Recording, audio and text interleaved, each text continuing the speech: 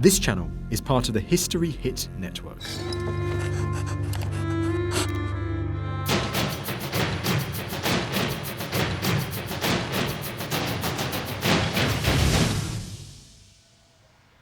You wouldn't think that this ordinary-looking field and this little drainage ditch had got much to do with England's great seagoing heritage. For a start, we're about 10 miles from the sea at a place called Smallhythe in Kent. But around the time of the Battle of Agincourt in the early 1400s, somewhere around here, there was a royal dockyard big enough to build 1,000-ton ships. If that's true, then where are the docks now? And where's there a river or an estuary big enough to launch those great wooden ships? As usual, we've got just 3 days to find out.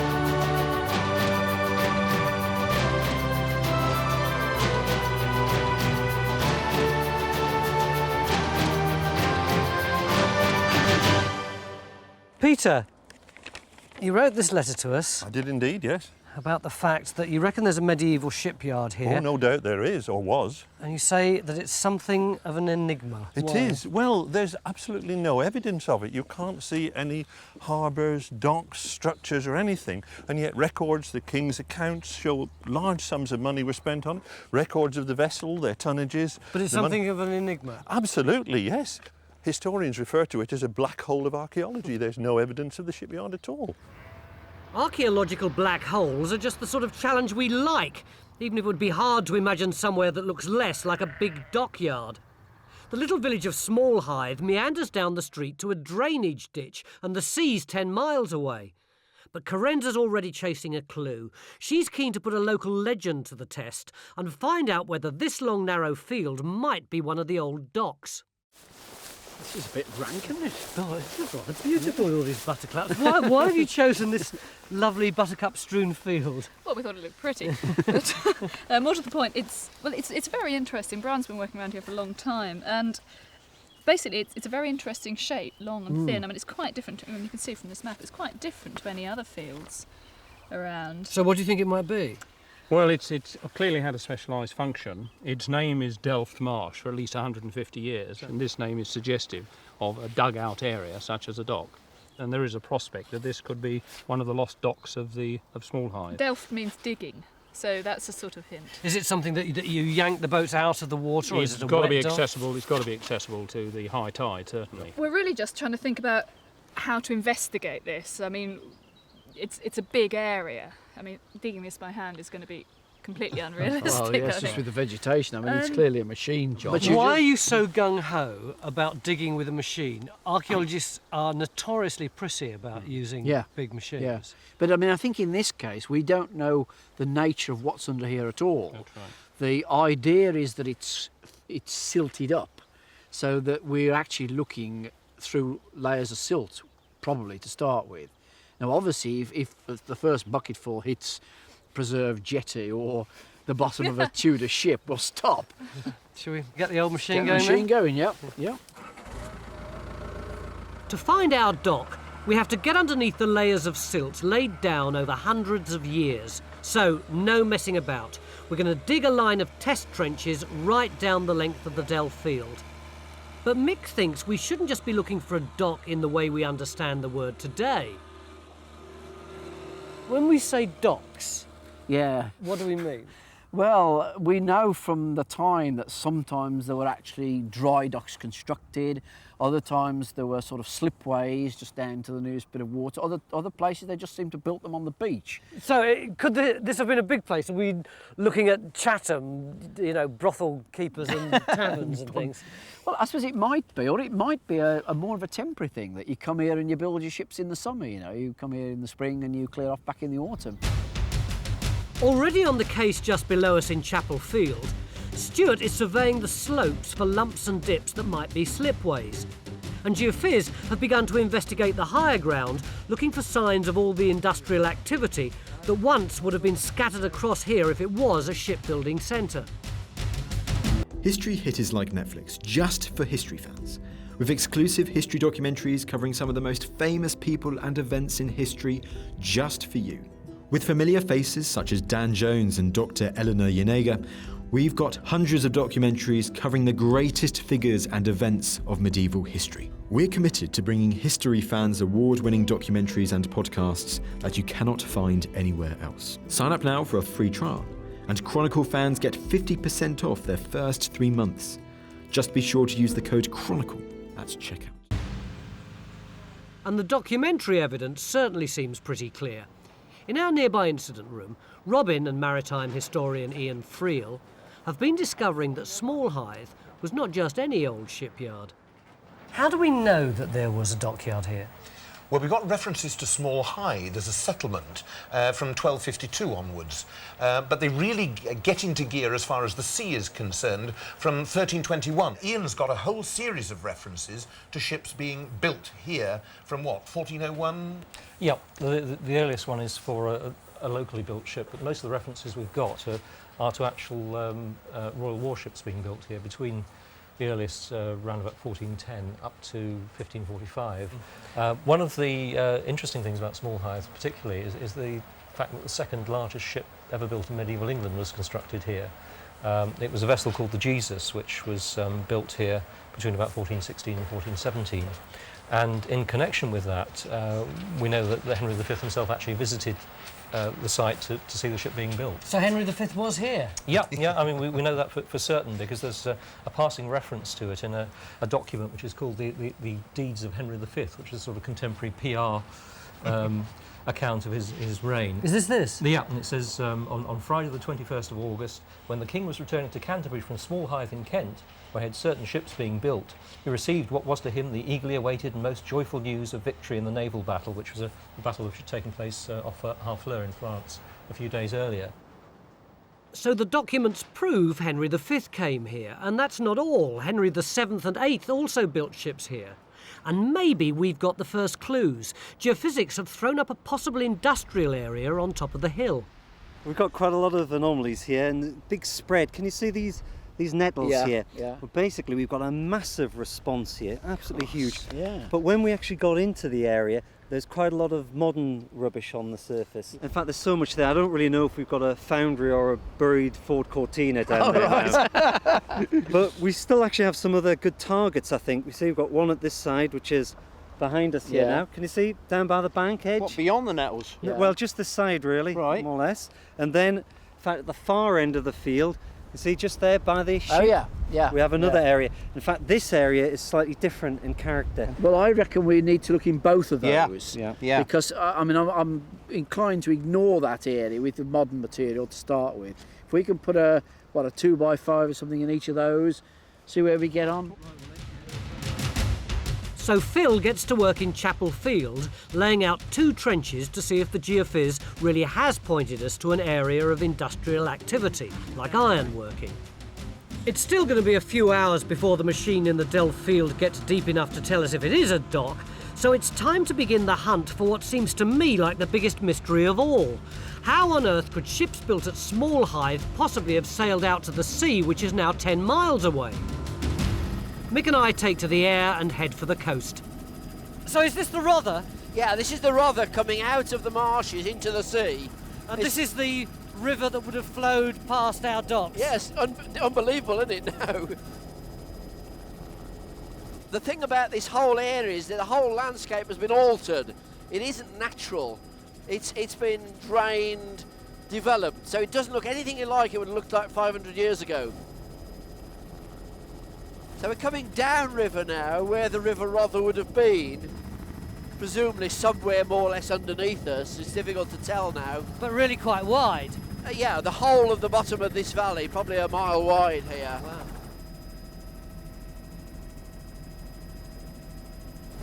And that's the Isle of Oxney. A lot of people might wonder why it's called that, because it's in the middle of green fields today. But of course it would have been an island in the estuary. But you can see here you've got what is virtually a cliff. You've got a cliff line coming down to the shore. And you can see that curvy field boundary all the way around is really marking the bottom of the higher land.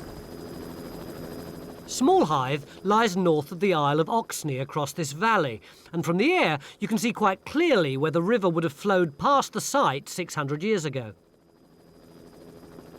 But to find a shipyard, we have to pinpoint where the actual edge of the river was in the time of Henry V, because that's where the shipbuilding would have been located. It's time to call on a geophysics technique we've never used before, called seismic refraction. Lots of computers, of course, and a damn great sledgehammer. The hammer sends shock waves through the ground. Sue measures their strength to see if there's a pattern to what's below the ground. If it works, they'll not only find the edge, but the width and depth of the whole river channel. Oh, that's fine. Yep.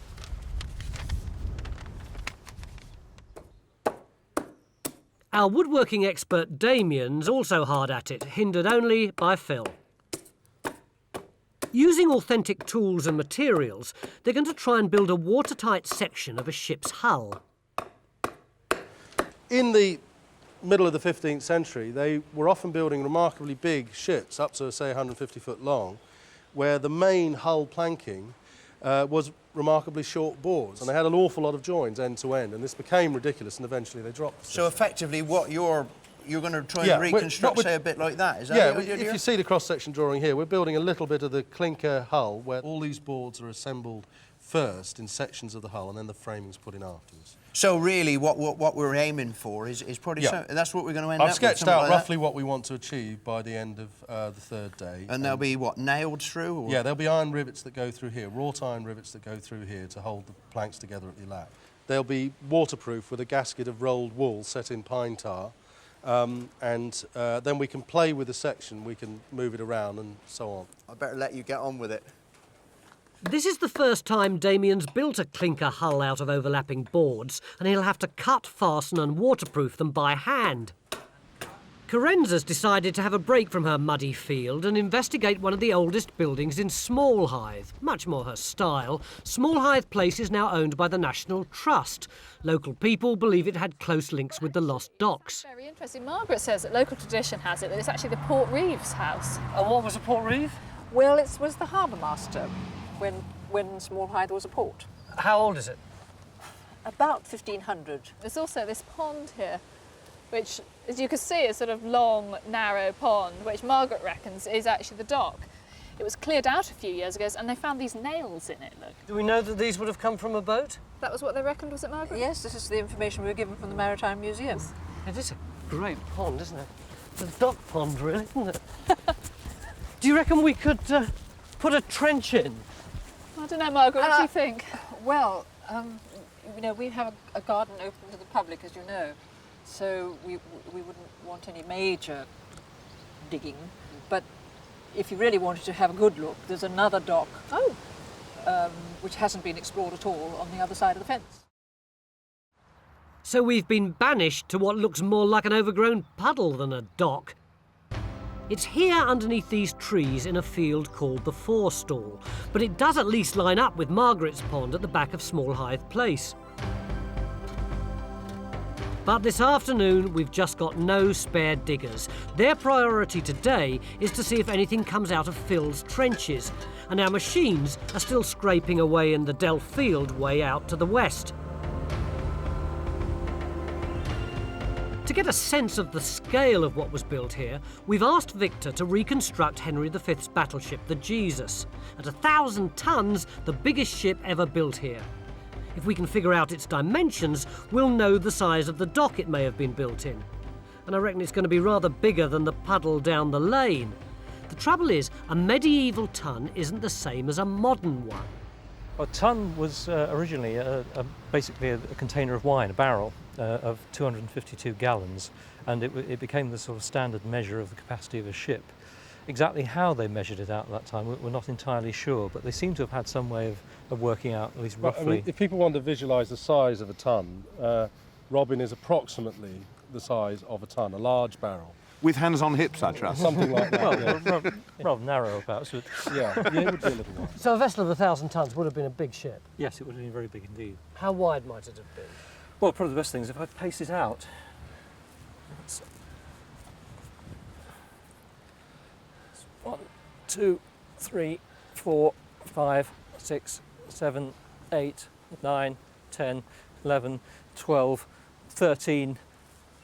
Around about 40 feet from there to here. And how many foot long?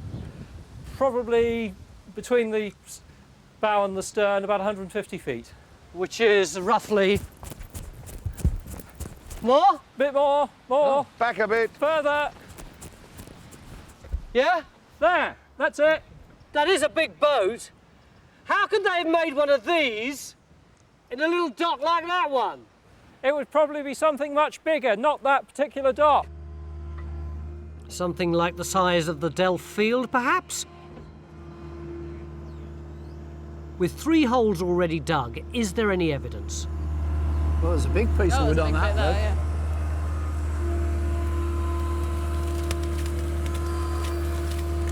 Right, do you want to go in and get that, Gus? And the one above it, look, as well. There's another piece there, look, above it. Well, there's... What do you think? Does any of that look as if it's been worked at all? Yeah, this is not bits of old ship, which would be worked timber. This is bits of old forest. Look at that now, broken it open, look, it's... That's rather the story of this field at the moment, Nick. Yeah. It's not, we're not finding bits of old Well, I was surprised ship, we're finding forest. You've got 3 holes open, you know. Well, we opened that first one when you were here when we started it. We found absolutely nothing in there at all. Right. We've now opened up this one, which has got quite a nice sequence of sort of sandy silt, then clay, and this peat at the bottom, but we're getting no artefacts out of it at all. So presumably this is prehistoric, is it, Gus, or something Yes, like that? I'm sorry if you don't.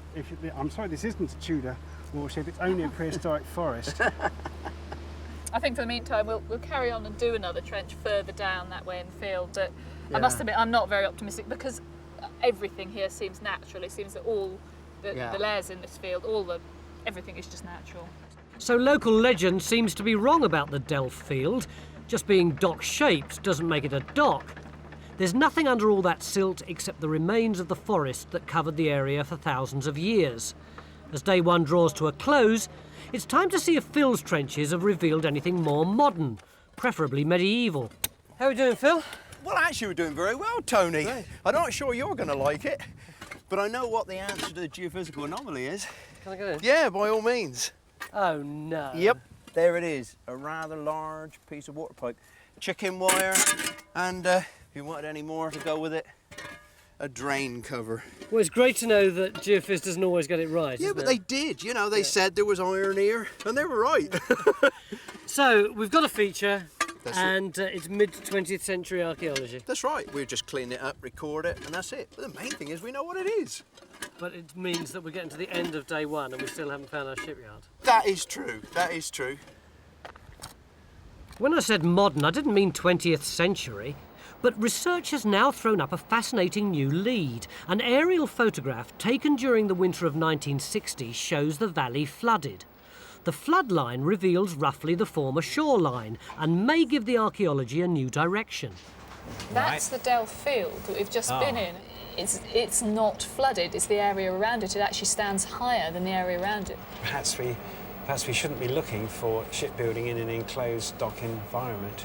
And looking at this, does this give you any hints as to where we should go from now?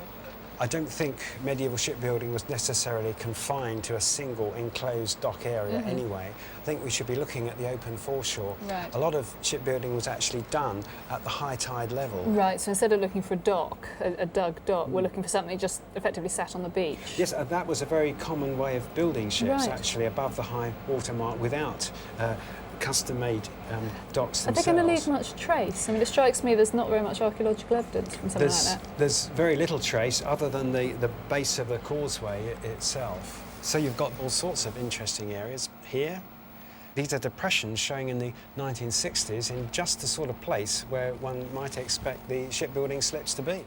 These features are in the chapel field closest to the village across the road from Smallhythe Place. And Stuart, who spent all day measuring and assessing, has managed to find traces of them on the ground.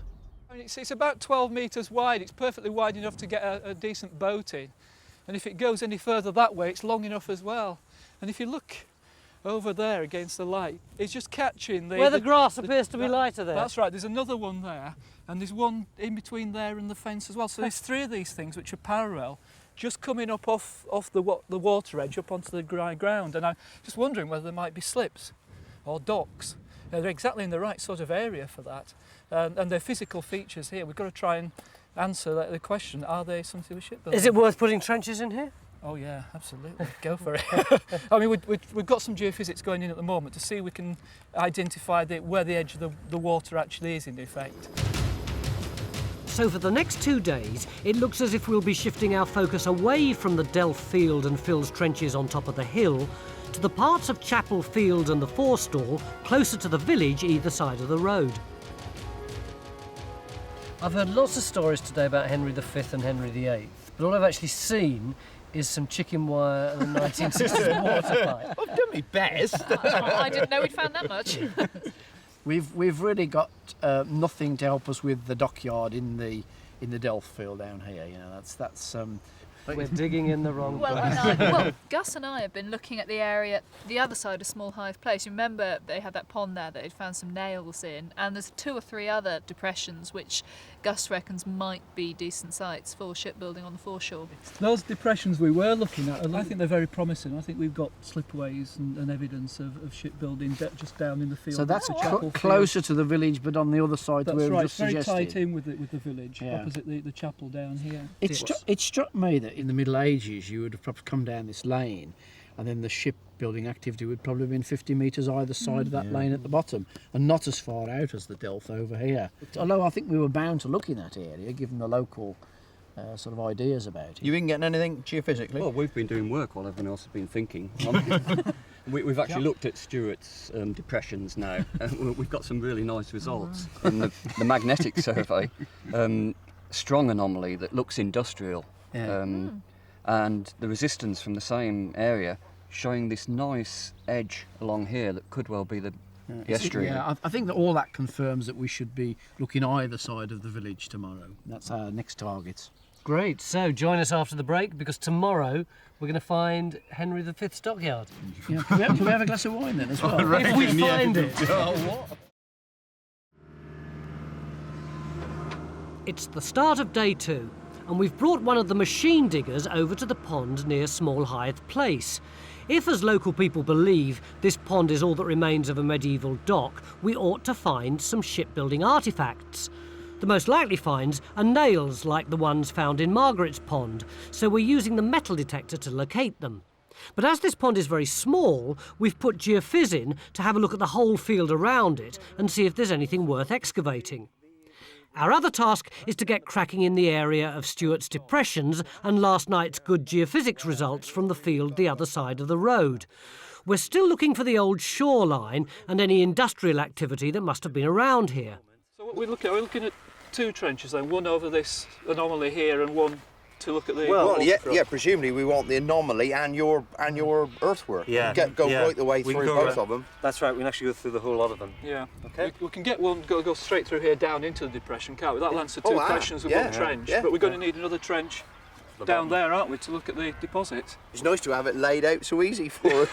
All we got to do is lay it out and dig it. Oh yeah, come on, let's go. So our next 2 trenches will go in the chapel field. One to pick up the edge of the old river, and another to cut across both the anomaly and the bottom of what Stuart thinks might have been a slipway. While Phil organises this, Carenza's digging out the possible dock here in the forestall. But the main thing is to get a move on, since we've now got just 2 days to dig these new trenches and find concrete evidence of shipbuilding. And Robin and Ian have begun to uncover more about the story of Smallhythe. I mean, this is what fascinates me in terms of the origins of Smallhythe. You come down the road from Tenterden, and I reckon this ferry across the Rother at this point, which was once much wider, is quite possibly the origin of the settlement.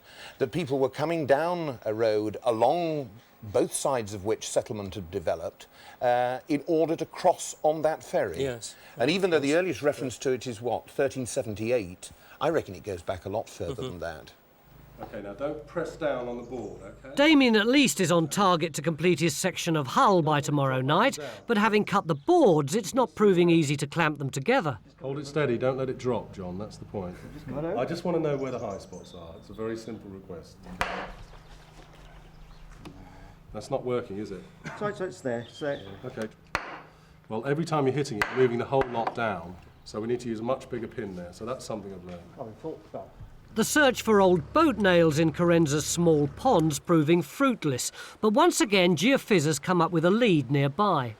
Well, we've done a strip of resistance all the way down the hedge line Yeah. here, and we can see we've got this nice high resistance anomaly. Oh, right. Yeah, and the magnetics alongside it, we've got a nice magnetic anomaly coinciding Same with it. point. So it might be brick, it might be industrial, could be could be anything. Is it worth putting a trench in here then? If you think you'd like to, yes, I'd be quite happy so.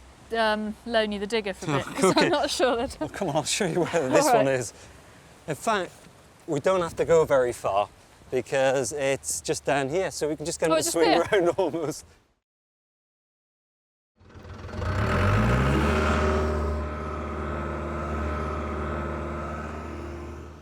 Corenza's new trench goes here, just to the north of the ponds. But while the archaeology is proving elusive, John and Sue's seismic search for the old river has been a huge success. They've got the cross-section of the old river, and a fair old size it was. Is that two channels then, Sue? Looks like 2 channels. Smallhythe is here, and we're looking out into the estuary. Yeah. How deep's that one? Well, the smaller one, I mean, at its greatest depth, is about 10 metres At below 10? the surface, yeah. So we're going down 30 Yeah, metres? 30 at its deepest point. Yeah. That is brilliant. And I mean, that's 120 metres across. So now at least we've got the key to understanding Smallhythe. The main river channel was really an estuary, easily wide and deep enough to launch and sail ships in. And just after the surveyors have told us where the edge of the river used to be, we find it in our trench. We've uncovered the old beach. It's made up of layers of fine sand, showing the gradual build-up of sediments as the river silted up. Back up the road, there's a second building which is clearly pretty unusual for a small and apparently insignificant village. Records show that Smallhythe Church was built in 1517, when brick was both fashionable and expensive. The Tudor inhabitants of Smallhythe were clearly quite well off, but that's not all. Inside, Gus has found another link to the source of Smallhythe's wealth. What have you got for us then? It's behind you. In fact, it's this iron band on the back of the door and those diamond-shaped rows around the heads of those nails. Those are shipbuilding nails, and these were made in the early 16th century by the shipbuilders of Smallhythe for this door. Fantastic. If our luck turns, we should soon be finding ship's nails and roves just like these from our trenches. But for the moment, Phil's getting excited about something that seems distinctly un-maritime, an odd-shaped collection of bricks. God, that's coming on well, isn't it? Oh, God, we're really getting pretty excited about this, Mick. This is presumably what the geophysics found. Undoubtedly. I mean, it's just a mass of brick. I mean, there's no immediate structure to it at the minute. No. They must be pleased with that. Oh, God, well, we all are. Well, yeah, but I mean, it's a spectacular result for them. It is, and I mean, it is finishes more or less exactly where they said it would. Yeah. And we've got some nice patches of burning in there, which you see in here too is quite quite heavily scorched in there. Most of the bricks very, very fragmented. They're not actually making them here, are they? Well, I don't know. They're very coarsely fired, very coarsely made. Yeah. Quite thinnish ones, but Yeah. Oh, yeah, look at this. Look at that. Now you see we've been getting masses of these things, these really nice big nails. Yeah, the big square bits. With the rove endings on them. Right. And they've effectively been right the way down. We've got them some up this end. Yeah. But we're also getting them right the way down in here. And you can see the way this end diving is down, dropping isn't it? right the way down in here. And we've got this vast edge coming through. Yeah. That's what we're coming back. I mean, this working sort of for. lines up with that hollow of this earthwork across here, like you've got a dock coming Look through. how deep we are. Yeah. And you see there's still Still getting them nails down in there, yeah. Dozens of them. And as we're coming back, we've got this nice clay. Yeah. It's not in here, so presumably there's got to be some edging.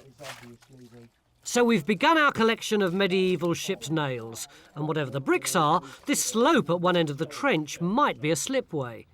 In Carenza's new trench, we've got our first finds, but so far they're not exactly what we're hoping for. So only Phil's got anything to get excited about. Oh my God, that is amazing. That's the real stuff. Come on, tell me. The real stuff. Right, no, this is fantastic. You've got roves here, these sort of washer type things are called roves, and this one looks as if it probably hasn't been used. So, I mean, that's one that's been dropped during building, lost in the mud or something like that. So we've cracked it then. We've actually got our boatyard. Oh, you've really done it. I can show you a slightly cleaner version of what you've got there. When the roves are actually made to start off with, they're made in strips like this. These are actual 16th century examples from London, and you break them off when you want to use them. Are they easy to make? There's a fair bit of effort involved in making them, but yes, they were made by the hundreds, so it was production work, yeah, piecework, no doubt. Our team of smiths, led by Andrew Baldwin, are going to have a go at this process. To help fit our section of hull together, they're forging nails and roves, which were the medieval equivalent of rivets. The roves were used to secure the nail once it had been driven through the planking. To build a big ship like the Jesus, thousands would have been needed.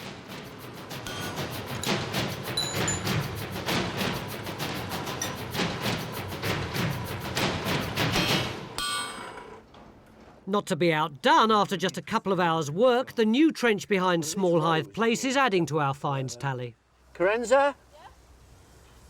What are these rows off the end? Are you joking? Yeah. Oh, fantastic. Has that just come out of here? Just come out of this hole, so that... Oh, brilliant. That's exactly what we wanted, exactly, really. Yeah. I mean, what it's showing is the same... Chris says we want dozens of them. Yeah. Well, the size of Really? the anomaly, there should be a hell of a lot more. I mean, what this is showing, really, combined with what we've got from the edge of that pond, is that the ponds aren't docks. Yeah. The stuff in the pond is all laid. There's none of these nails or anything. There is shipbuilding going on here, but it's on the foreshore, not in the docks. And neither the pond in the National Trust Garden or this one here are actually docks. They're just the fortuitous result of the fact that you've got the natural drop in the land surface and the bank the other side. Yeah. But this is brilliant. Damian says you get these because ships are being dismantled or falling apart. Oh, really? In other words, because you So find... it's a breaker's yard? They're either breaking the ships up or they're not losing that many. You know. You find them because they're coming apart out of the timbers. So there's probably a lot of hulks and wrecks lying about as well. We haven't found any of them yet. No, only us. So there's masses of evidence of ships being worked on round here, but it doesn't seem to have taken place in docks as we know them today. Slipways, like the one being cleaned up in this trench, seem to be the answer.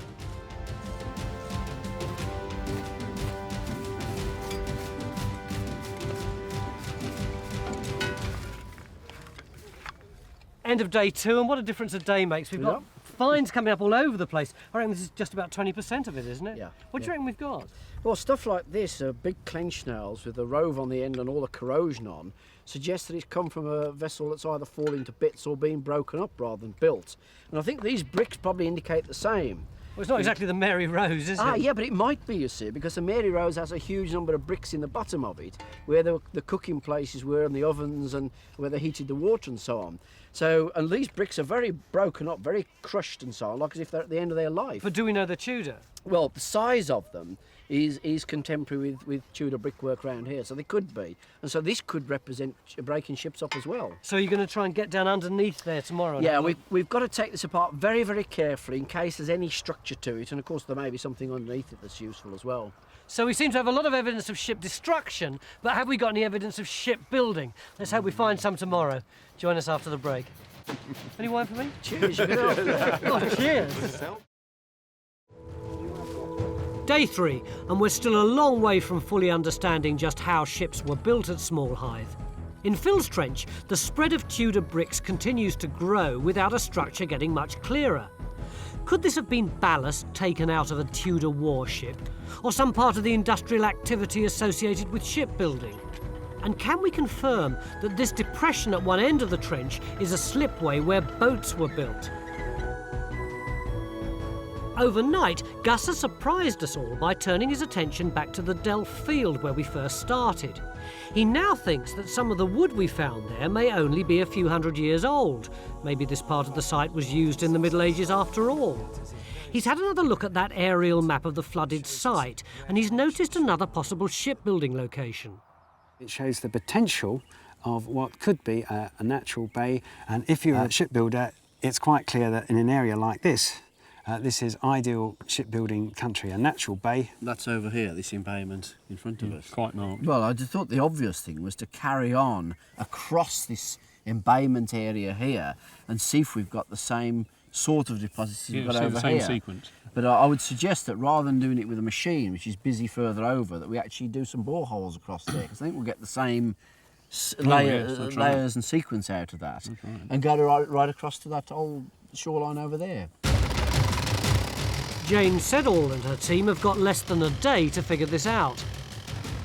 Their line of boreholes will go across here to tell us if this area was full of water 600 years ago, a sort of medieval marina, perhaps with the delft field as a raised jetty to this side and slipways on the other shore.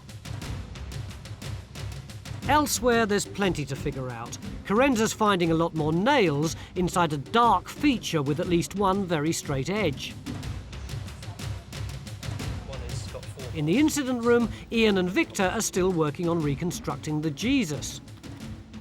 The information from the seismic survey has given us proof of the width and edges of the old river, so we can begin a reproduction of Smallhythe at the time of Henry V, complete with the Jesus.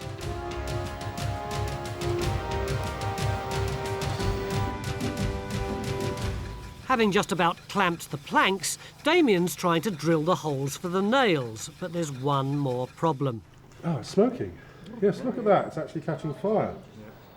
We've found a remarkable collection of nails, with so much variety that experts will be kept busy for months. Already they're showing evidence that different shaped nails were being used for different types of ships, something no other English site has ever revealed. But what we want is proof that they were made on site. To find this, archaeometallurgist Damian Goodburn has begun to search the soil from both trenches. Using the most powerful magnet we could find, from a car speaker, she's picking up tiny waste particles formed by smelting or welding. Moving on from the industrial areas, geophysics are using the last few hours to locate any evidence of a settlement. And in his trench, at last Phil's found a feature among the bricks. This very clay fill. And the material there looks grey, doesn't it? And you see, it is little by little. You can see there, it's got. You've got it quite grey there. It's really quite grey there. I mean, that's so red as this stuff. That's the I mean, that's the real fill. Look, it's as red as anything, and that is a nice grey colour. There's a hell of a lot of burning in here. This side here has got a very, very nice shape. That's sort of chamfering off, and then it's diving in underneath, but it's curving on round like that. And this is still very back onto a very hard. See. And this is broken. This brick. is all, but it's all fired in situ. No question about that. Listen to that. It's a really firm structure, whereas that is the actual filling of it, and it's coming on back. So you've got the walls round here, and then you That's think right, this could and then be it's the floor filled up of with it. this burnt clay. Yes. No, it's looking very, very good. Unfortunately, no finds out of it at the minute. This could be a flue for a kiln, meaning some kind of burning took place here, so perhaps we've got a furnace. But Dana's attempts to find out are delayed by the fact that she needs to dry her soil samples. This time she's improvising with a hairdryer. Makes a change from a car speaker, I suppose. With just hours to go, even Mick has been drafted in to help get the line of boreholes finished. And Damian's found a solution to his drilling problem.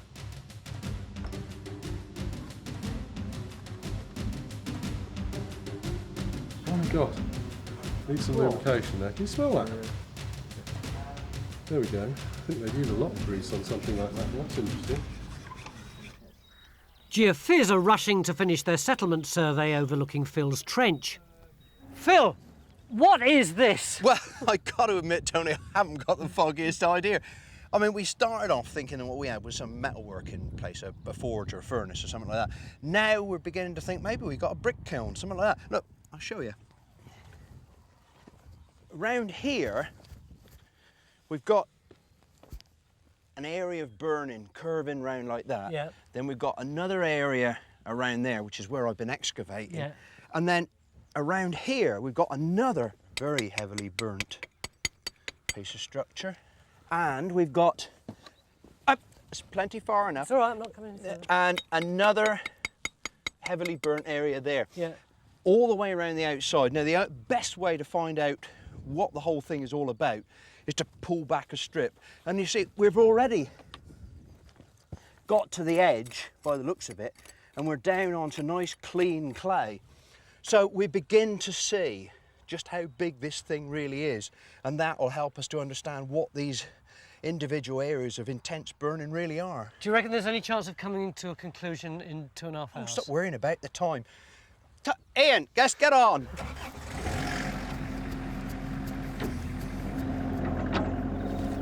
So it seems bricks were being made here, and it's looking like this really is a slipway, meaning this is the nearest thing to a dock we've found, unless, of course, over by the Delft field, the boreholes tell us there was a bay here with docks round it.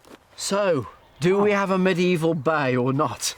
We do have a medieval bay here. Yeah. We've defined its edges. Right.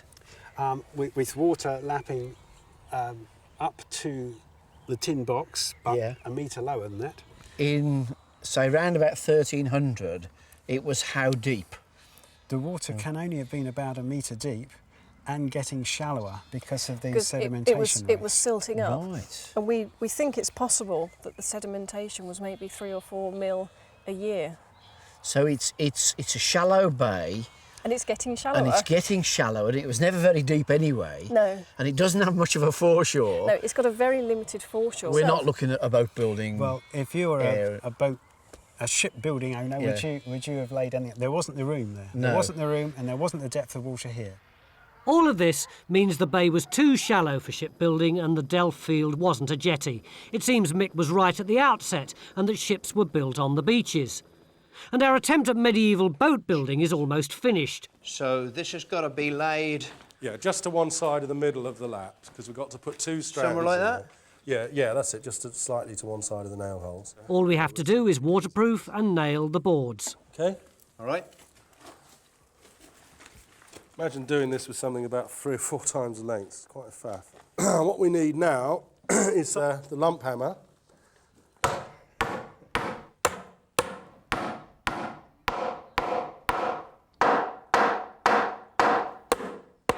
Okay, we're going to slip the rove on and drive it down with this rove set here. You're firmly on the nail head. Yeah, I'm happy. Now I'm just going to bend it over, and in theory I should be able to cut it off with the sharp end of the hammer. You got it? Yep.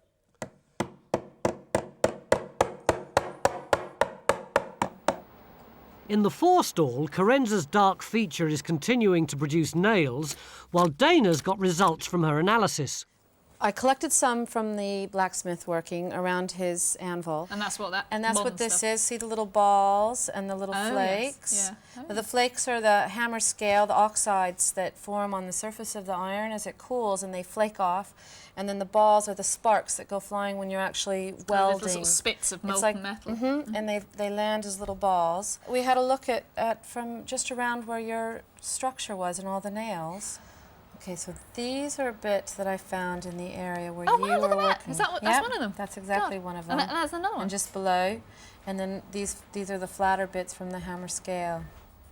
So basically, that's evidence that the smithing being carried out really quite close. I mean, would you say it was happening really quite close to that area? Well, there's enough concentration of it that I think someone's working nearby, or they've shoveled up from a floor and it somehow ended up in your area making... So the nails the smiths made have also helped us figure out the archaeology.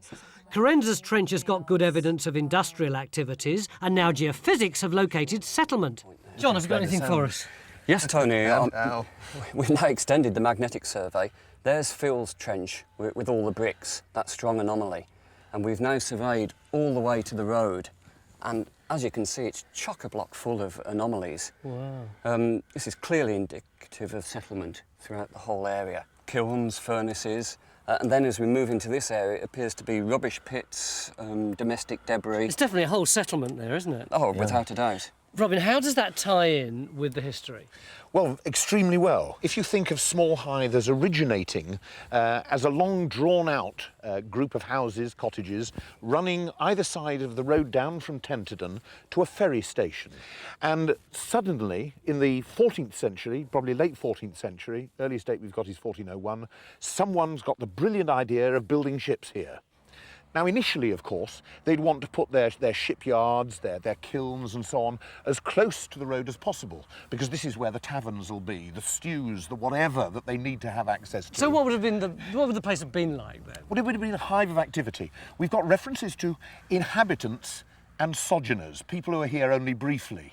And so you've got a resident population which has inflicted on it all these mad, wild shipwrights, caulkers for, you know, stuffing in between the planks, a whole range of activities going on here. But people who don't stay here long enough really to get taxed, who are moving on, they're following where the work is, where the next ship needs to be built. I bet it was pretty noisy, wasn't it? I bet it was an incredible place.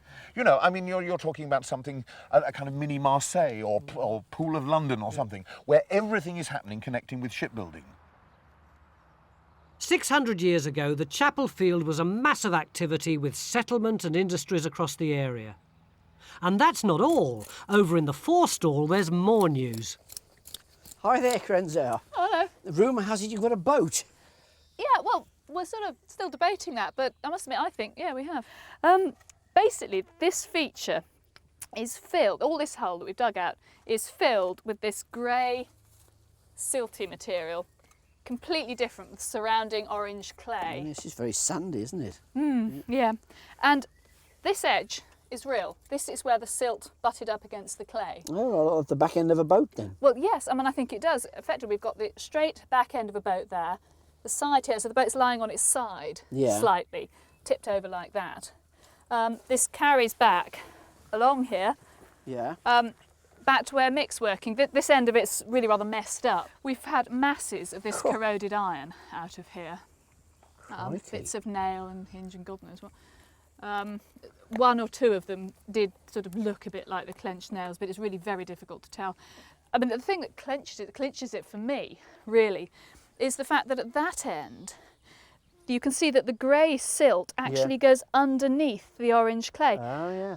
The only way that could have happened if we had some kind of container which the silt was washing into while it was still an open box, as it were. And then the clay was silted up afterwards. I really don't see there's any other way that we could have got that arrangement. The geophysics is also a boat-shaped anomaly. Geophysics is boat-shaped. I must admit, I think the balance comes down in favour of it being a boat. So like sort of Regardless of its exact size and shape, it's fantastic to know we've discovered at least part of a medieval boat, built with the same kinds of nails Damian's used in his hull, which just remains to be tested. So this, as it stands, is waterproof? Of course it is. Well, yeah. Can we test it? Well, I don't know of a good way to do it. Get behind. I think I'm going to get out of it. OK, now you tell me Right. if you feel any splashing or anything, OK? No. No, just duck down. Hey, what's going on? We're just going to test it. I don't trust you. Trust me. Why should I? I'm a television presenter. Oh, I see. Get down. What? Now, so get down, see it now. Is it coming through? Oh, of course it's not. No? No, it's still bone dry. It's like sort of sailing in a fine mist, really.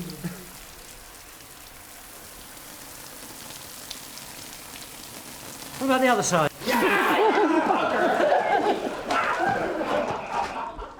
We're pretty happy that this is a brick kiln, especially since Dana couldn't find any evidence of metalworking here. But there's plenty elsewhere. We've finished up with more medieval ship's nails than on any other English site. And there are lots of different sizes, proof that large and small vessels were built here. 3 days ago, we came to this great swathe of green fields 10 miles from the sea, looking for a medieval shipyard. Well, we haven't found a big dock or a quayside, but what we think did exist was a little series of inlets with boats being built in them by the side of the river, with a shipbuilding community up there on the hill looking down on them. And we now know the depth and the shape of that river, and most importantly, we've discovered a whole shipbuilding industry. On the waterfront were forges where smiths produced thousands of nails and rivets, kilns where bricks were fired, and along the shore, rotting hulks with ships being hauled out onto the beach to be repaired or broken up, while others, newly finished, were launched onto the high tides. And I can almost imagine, out there on the river, Henry V's big ship, the Jesus, waiting to take his troops off to France.